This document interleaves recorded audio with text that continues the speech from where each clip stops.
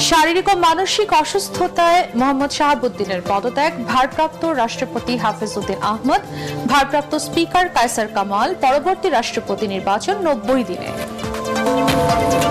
সরে দাঁড়ালেও আপাতত দেশেই থাকবেন। এটিএন বাংলার সাথে একান্ত সাক্ষাৎকারে মোহাম্মদ শাহাবুদ্দিন লন্ডনে গিয়ে শেখ হাসিনার সাথে ফোন আলাপের বিষয় অস্বীকার।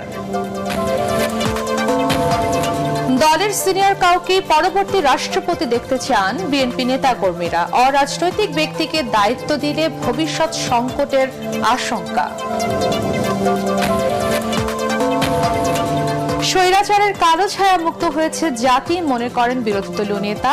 জুলাই গণহত্যার দায়ে মোহাম্মদ শাহাবুদ্দিনকে দ্রুত গ্রেফতার করে বিচারের দাবি এনসিপির।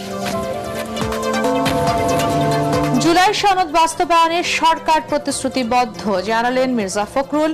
নৈতিকতার প্রশ্নে কোনো ছাড় নয়, রোকন সম্মেলনে সতর্ক বার্তা জামাতের আমিরের।